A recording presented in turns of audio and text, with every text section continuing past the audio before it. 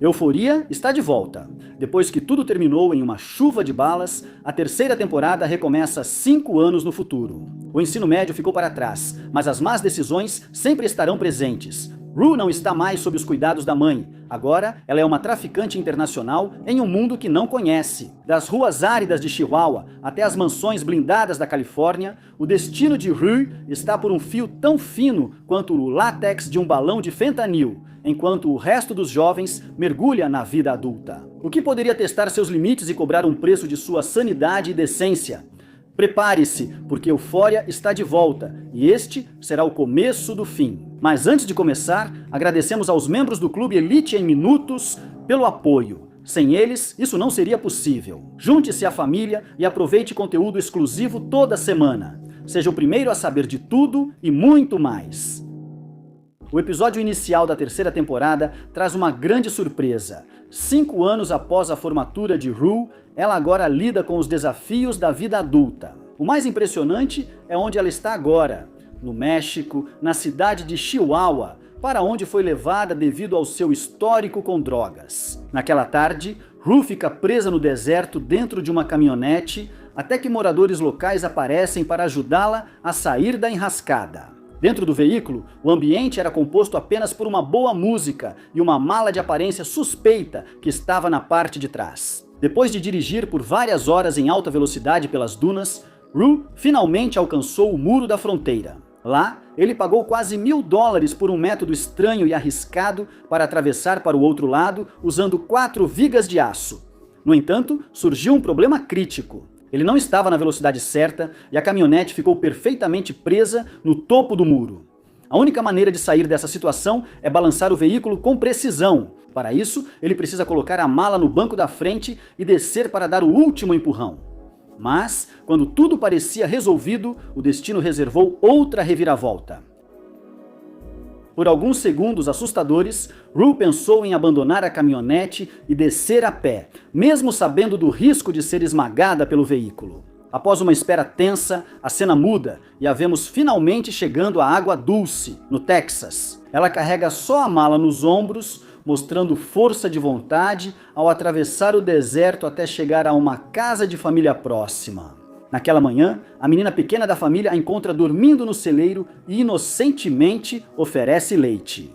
Rue, exausta após ter caminhado a noite toda, aceita aquele gesto de bondade com profundo carinho. Alguns minutos depois, a família, composta por devotos crentes, convida formalmente Rue para compartilhar o café da manhã com eles. Durante a oração matinal, o pai da família faz uma prece ao Senhor, pedindo que ele guie Rue pelo caminho certo e expulse qualquer demônio que ela possa ter encontrado na solidão do deserto. Após uma refeição cristã ao estilo sulista, a filha mais velha se oferece para levar Rue até a cidade de carro.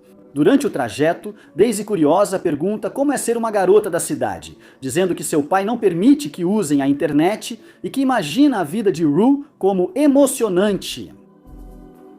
Rue admite sinceramente que daria tudo para ter uma vida como a delas. Após essa confissão, ela se cala até chegarem ao ponto de ônibus. Ali começa a longa e exaustiva viagem de Rue de volta para casa. Após quase 2 dias trancada em um transporte com outros que cruzaram o muro, Rue finalmente chega à Califórnia. Ao chegar, ela vai à casa de uma mulher que logo pergunta pelo veículo. Quando Rue relata o ocorrido na fronteira, a mulher responde friamente que ela pagará o automóvel com recursos próprios. A casa está cheia de aves que parecem saber seu nome, e após alguns minutos tensos, Rue começa a contar como tem sido sua vida ultimamente. Nesse instante, a história nos leva ao passado.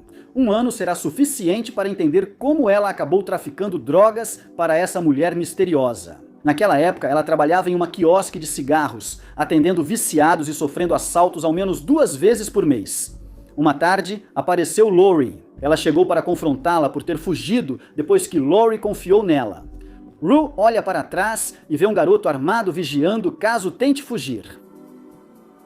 Lori explica que a dívida original de $10.000, com juros de 20% por 46 meses, chega a $43.887.000. Diante disso, ela sugere que encontrem logo uma solução para o dilema financeiro. Reconhecendo que se trata de uma quantia exorbitante, Lori decide, em um gesto calculado, arredondar a dívida para $100.000. Em seguida, ela oferece uma escolha difícil: trabalhar como prostituta ou como mula de carga. Apenas 2 dias depois, Rue já estava no México, atuando como contato direto de Lori com as máfias locais. Em sua primeira viagem, Rue visitou a cidade de Chihuahua, um lugar marcado pelos excessos e vícios, onde conseguir droga não representa nenhuma dificuldade. No entanto, percorrer suas ruas lhe dá a sensação de estar em uma verdadeira cidade do pecado. Depois de caminhar um longo trecho, chegou a um bar chamado Playboy. Ao entrar, um sujeito com um olho destruído a reconheceu imediatamente e a escoltou até a parte de trás do local. Lá, entregaram a ela uma xícara cheia de balões de fentanil, junto com um frasco de lubrificante para que começasse a engoli-los. Depois de passar uma hora inteira realizando aquela tarefa extremamente desagradável, Rue tomou uma decisão para sua próxima viagem. Ela traria uma amiga para dividir a carga entre as duas. Se existe algo mais perigoso do que engolir fentanil puro, embrulhado em camisinhas, é uma das bolsas estourar e sua companheira morrer bem na estação de trem, aumentando sua dívida por ter perdido quase 1 quilo de produto. Mas antes que Faye acabasse no necrotério, a narrativa nos mostra exatamente o que aconteceu. As duas deixaram o bar juntas, entraram em um veículo e precisavam cruzar a fronteira antes das 3 da tarde. Era uma missão em que o tempo era seu pior inimigo e elas precisavam se apressar. Depois de dirigir por algumas horas, as jovens finalmente estavam na fila para cruzar a fronteira. Nesse momento, Faye começou a sentir uma pressão intestinal insuportável. Rue, desesperada, implorou que ela resistisse o máximo, lembrando do perigo que corriam. Se uma daquelas bolsas saísse do corpo dela, os cães denunciariam as duas na hora. Para piorar a situação, o oficial da cabine ficou especialmente inquisitivo e decidiu prolongar a inspeção por mais um tempo. Chamou-se um cão para inspecionar o carro, tornando os segundos em que Faye precisava reter o produto no corpo uma tortura física e mental. As garotas têm tudo contra si nesse momento. Elas parecem exatamente o que são: 2 viciadas em drogas e estão suando profusamente sob pressão, com os passaportes na mão e mantendo um olhar fixo e penetrante durante a revista. O oficial se certifica de que elas não demonstrem sinais de estar escondendo mercadoria proibida. Após alguns segundos de tensão absoluta, depois de observar o cão da unidade canina farejar minuciosamente cada canto do carro, o oficial finalmente devolve os documentos delas e permite que sigam em direção ao seu destino. Ao chegar à casa de Lori naquela mesma noite, Faye não resistiu à pressão intestinal. Ela chegou coberta de fezes por não conseguir segurar o produto, mas ao menos completaram a entrega sãs e salvas. Por sua vez, Rue se encontra em um estado tão debilitado que é incapaz de se mover sozinho, então um dos capangas precisa carregá-lo até a banheira. Eles a obrigam a defecar em um escorredor de macarrão para recuperar os balões. Esse mesmo escorredor é usado por Faye 1 hora depois para preparar o jantar da nova e disfuncional família. Após a casa de Fesco aparecer nas notícias e a polícia aumentar na área, ela precisou se mudar para lá e se juntar ao irmão Harley. Mesmo sendo mula para uma família fanática por armas, Rue viajou 12 vezes ao México, transportando mercadorias sem problemas com seu método. Apesar disso ser motivo de comemoração, as garotas continuam sendo escravas da dívida. Naquela noite, Faye confessa que sente algo por Wayne, o filho de Lori, que revelou a ela que não pretende seguir os passos da mãe como traficante e tem economizado dinheiro para fugir. Wayne também contou a ela sobre um cofre cheio de dinheiro no porão, o que logo chama a atenção de Rue. Naquela noite, as jovens brincam com a ideia de que Faye os seduza para roubar sua chave sem levantar suspeitas enquanto planejam. Rue começa a trabalhar como motorista de Uber, transportando todo tipo de pessoas excêntricas pela cidade, desde que tenham dinheiro para pagar. Alguns dias depois, Rue visita Lexi, que fica imensamente feliz em vê-la. Lexi quer saber tudo sobre a suposta vida dela no Arizona e na universidade. No entanto, é evidente que tudo é uma farsa. Rue não chegou nem perto de um livro durante todo esse tempo, mas usa seu moletom universitário para manter a mentira viva diante da amiga. Rue falou para ela sobre os cristãos que conheceu no meio do nada. Desde então, não conseguiu parar de pensar neles. Eram as pessoas mais felizes do mundo, mesmo sem ter nenhuma tecnologia ao redor. Depois, Rue pergunta sobre Faye, já que faz tempo que ela não liga para ele. Diante da dúvida, Leslie inventa várias desculpas para evitar o contato, lembrando que está extremamente ocupada com seu trabalho em Hollywood. Hoje, ela trabalha como assistente de Patty Lance, uma lenda da indústria, e está muito satisfeita com essa conquista. No caso de Cassie, sua vida tomou um rumo um pouco mais criativo e submisso. A apresentação criada para ela nesta temporada destaca seu lado mais dócil, mostrando-a em cima da casinha de um cachorro com atitude maleável. Ela conquistou seu espaço nas redes sociais e virou estrela do seu jeito. O trabalho não é muito digno, mas ao menos paga as contas. Naquela tarde, Nate chega do trabalho e encontra uma cena estranha. Sua garota finge ser um cachorro, enquanto a empregada grava. Tudo isso enquanto o cheiro dos pratos sujos toma conta da casa inteira. Após repreender Juana, Nate tenta mostrar a Cassie a gravidade de seus atos e como isso poderia arruinar suas vidas se alguém da empresa visse esses vídeos online. Ele reclama que está fazendo negócios de verdade dia após dia, se esforçando ao máximo para pagar as despesas da casa, enquanto ela se dedica a fingir que é um cachorro na internet. Cassie explica que só quer aumentar sua comunidade de seguidores. Apesar de ainda não ter monetizado o conteúdo, sente que está perto de conseguir. Segundo ela, quando isso acontecer, o dinheiro deixará de ser uma preocupação. Ignorando completamente o apelo à razão que Nate tenta fazer, Cassie parece ter perdido qualquer senso de lógica. Porém, ela se envolve tanto no papel que passa a seguir suas ordens. Diante disso, Nate decide aproveitar a chance de um encontro íntimo e criativo e permite que ela continue, sabendo que só tem 1 hora antes de retornar ao projeto. Desde que seu pai foi preso, Nate assumiu o comando da construtora. Mas sua falta de experiência está fazendo com que o negócio vá de mal a pior. Enquanto isso, Cassie vive em uma bolha, vendo a conta do seu futuro casamento aumentar a cada dia. Ela estava sonhando alto, ignorando completamente o fato de que Nate estava afundando financeiramente. O projeto que ele tinha sobre a mesa não se parecia em nada com a realidade precária da obra. Naquela tarde, um banqueiro foi avaliar o progresso da construção. Nate precisa desesperadamente da aprovação dele para receber os fundos da segunda etapa do projeto e, apesar de ser um empreiteiro medíocre, é um mentiroso excepcional. Uma habilidade que lhe é de grande ajuda neste momento crítico. Enquanto ele mente descaradamente para o banqueiro, Cassie está em casa refletindo sobre suas ambições. Ela quer mais da vida, deseja poder comprar sem precisar olhar os preços e está considerando seriamente abrir uma conta no OnlyFans. O plano dela é vender fotos personalizadas com saudações por $50 para pagar o casamento e evitar a ruína. Mas ela tem certeza de que Nate não pode saber disso de forma alguma. Lexi conta a Rue que Mad trabalha como representante de influenciadores e atores, incluindo Dylan, o galã do momento. Lexi confessa que só de ver ele, sente as pernas tremerem de emoção. Durante uma cena, Lexi percebeu um detalhe importante que não só melhorou a sequência, mas também deu mais destaque para Dylan.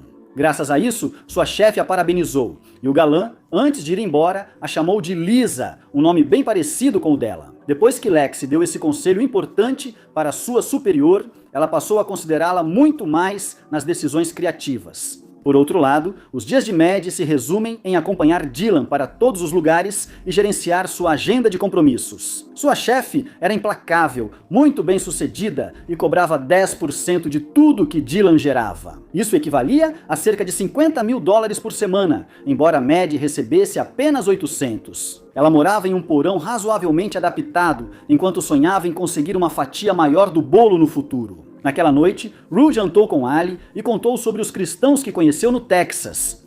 Ela não conseguia esquecer a felicidade genuína daquelas pessoas. Nesse momento, Ali sugeriu que talvez ela devesse ler a Bíblia, argumentando que isso talvez lhe proporcionasse um pouco da paz que ela tanto buscava. Como Rue não tem tempo para sentar e ler nesse momento da vida, ela decidiu comprar um audiolivro para ouvir enquanto transporta passageiros no seu Uber. Nos trabalhos noturnos, Rue ganhava só o suficiente para sobreviver, pois a grande dívida com Lori não permitia que ficasse com parte do dinheiro das entregas. Naquela noite, enquanto levava um homem musculoso em seu carro, Rue recebeu uma ligação de Wayne informando sobre uma nova tarefa. Na manhã seguinte, Rue foi ao estábulo da chefe, onde havia um laboratório secreto. Lá, a equipe trabalhava para transformar a mercadoria em dinheiro. Wayne disse que ela precisava entregar um pacote a um cliente importante e alertou que não podia errar desta vez. Pouco depois, Wayne lhe deu uma bolsa cheia de comprimidos. Rue foi até uma mansão nos arredores da cidade, digna de um magnata, onde um sujeito estranho a aguardava na garagem. Assim que ela entrou com o veículo, a porta da garagem se fechou atrás dela, fazendo com que a situação ficasse tensa imediatamente. O sujeito estendeu a mão e recebeu a bolsa com o produto. Rue, porém, pediu que ele mostrasse onde era o banheiro. Antes de permitir que ela entrasse na propriedade, o homem avisou de forma categórica que ela não deveria tocar absolutamente em nada que não fosse estritamente necessário dentro do banheiro. Ao subir para a mansão, Rue descobre que o lugar está repleto de mulheres que se divertem em um ambiente de festa desenfreada. No porão, há armas e muito dinheiro escondidos, incluindo o pagamento que Rue precisa pegar. Ao tentar encontrar o banheiro, ela se perde nos corredores e dá de cara com uma garota que pede ajuda. Quando o segurança volta à garagem e vê que Rue não voltou, resolve procurá-la na propriedade. Ele a encontra ajudando uma jovem com o biquíni. Mas alguns minutos depois, o sujeito vê Rue se drogando e dançando com as garotas na sala, uma cena que não lhe agrada nem um pouco. Bishop, a observar por alguns minutos, vendo-a dançar em êxtase cercada de mulheres, ao ritmo da música, até que finalmente perde a paciência. Ele a pega bruscamente pelo braço e a arrasta para fora. Nesse momento, seu chefe aparece, o chama pelo nome e pergunta quem é a desconhecida. Bishop explica que ela trabalha para Lori. Alamo, o chefe, a repreende por sua falta de respeito ao entrar na casa de outra pessoa para se divertir dessa maneira. Porém, ele lhe oferece uma bebida e compartilha um pouco de seu passado e visão de mundo. Para ele, as mulheres são a máquina de fazer dinheiro mais eficiente do planeta, e ele soube explorar isso ao máximo, liderando um grupo de garotas bonitas que lhe rendem fortunas todas as noites. Alamo é o proprietário dos clubes mais exclusivos e sórdidos da cidade, e Rue, desesperada, lhe implora por um emprego. Ela sente que precisa se reinventar completamente e começar a ganhar dinheiro aos montes para evitar um destino fatal no meio do deserto. Enquanto isso acontece, Cassie se dedica a espionar o perfil de Maddie, que publica fotos diariamente cercada de estrelas do cinema e da televisão. Embora Maddie tenha muitos seguidores, essa popularidade online não se traduz em sua renda. Na mesma noite, Cassie prepara um jantar especial para Nate, com uma centena de velas para um clima perfeito e discutir os planos do casamento. No entanto, quando ela menciona que deseja gastar $50 mil apenas em flores, Nate reage com incredulidade. Para ele, a ideia é uma completa loucura que ele não está disposto a financiar, argumentando que as flores murcham em apenas 3 dias e que gastar essa fortuna é uma absoluta idiotice. Por isso, ele impõe um limite rígido de $5 mil, forçando-a a organizar uma cerimônia mais simples, enquanto ele foca em fechar seu importante negócio com a cidade. É nesse momento que Cassie se oferece para pagar as flores, com a condição de que ele assuma todas as outras despesas. Em seguida, ela propõe trabalhar no OnlyFans. A primeira palavra de Nate é pornô, dita com desprezo. Ele questiona se ela aceita ser prostituta apenas por algumas flores. Como esperado, Nate ri e avisa, de forma categórica, que não permitirá que ela o envergonhe diante dos outros. Porém, Cassie deixa algo bem claro para ele. Ela não tem a menor intenção de viver mergulhada na pobreza e muito menos de se contentar com um casamento medíocre só porque ele é um pão duro. Ela deixa claro para ele que aquele jantar especial tinha como único objetivo informá-lo sobre seus planos, não pedir permissão para colocá-los em prática. Nate permanece em silêncio por alguns segundos, até Cassie sugerir que talvez não sejam compatíveis e não devam se casar se ele não puder garantir sua felicidade. Nate logo pergunta se ela entende o mundo real. Explica que luta para manter a empresa, pagando juros, taxas regulatórias e salários para que ela desfrute daquela casa. Cassie confessa que odeia o lugar e lembra que ele prometeu reformar a cozinha e a sala há mais de 1 ano, mas nada foi feito até agora. Nate pede desesperadamente um pouco de tempo, mas Cassie mantém seu ultimato. Ou ele paga o casamento por completo, ou vai ter que arrumar outra noiva. Nesse momento de tensão, Nate, cedendo o terreno, pergunta que tipo de fotos ela pretende publicar na plataforma. Como resposta, Cassie abre a blusa e mostra seus encantos para ele, conseguindo convencê-lo finalmente. No entanto, Nate impõe uma condição inegociável. Se ela decidir mostrar suas partes íntimas, não pode mostrar o rosto sob nenhuma circunstância. É a única coisa que ele exige, pois sabe que se alguém chegar a descobri-la, seria o fim definitivo de sua reputação e da sua construtora. Imediatamente, a cena muda drasticamente e vemos uma jovem caída no chão sofrendo uma overdose. Da sua boca sai muita espuma e segundos depois, outra garota a encontra nesse estado crítico. Minutos depois, Bishop manda seu homem de confiança analisar as drogas de Rue e descobre que estão contaminadas com fentanil. Essa notícia é catastrófica e Rue precisa explicar por que uma das melhores funcionárias de Alamo morreu em seu apartamento. Alamo fica furioso. Essa garota gerava mais dinheiro em uma semana do que Rue ganharia em toda a sua vida. Agora que o corpo está esfriando, ele exige saber se Laurie a enviou para sabotá-lo. Rue, assustada, garante que não sabe o que houve e lembra que só cuida do transporte, não embala a mercadoria. Em menos de um minuto, tomada pelo pânico com 2 homens armados às suas costas, Rue confessa tudo a Alamo. Ela relata seu passado como viciada e que sua mãe jogou a mercadoria de Laurie no vaso. Agora, ela é uma escrava que viaja ao México todo mês para engolir camisinhas com droga e desde então busca uma saída. Quando ela sugere que talvez Deus tenha colocado Alamo em seu caminho para que ela se reinventasse, ele aceita a ideia e propõe uma prova para ver se estão mesmo destinados a trabalhar juntos. Alguns minutos depois, Rue está parada no meio do nada com uma maçã na cabeça. Enquanto isso, Alamo carrega sua arma e avisa friamente que ela deve ficar completamente imóvel ou o acordo será cancelado imediatamente. Antes que ele puxe o gatilho, Bishop aconselha a jovem a respirar fundo e fechar os olhos, sugerindo que talvez seu Deus a salve nesse momento crítico. O que vemos a seguir é Alamo, levantando levemente o cano da arma e abrindo fogo. A bala destrói a maçã em um tiro perfeito. Nesse momento, Rue não consegue fazer nada além de rir nervosamente e se ajoelhar para agradecer a Deus por tê-la salvado, comemorando aliviada que agora eles vão trabalhar juntos. O capítulo chega ao fim com a risada frenética e descontrolada de Rue ao fundo, enquanto uma nova oportunidade de negócio surge em sua vida.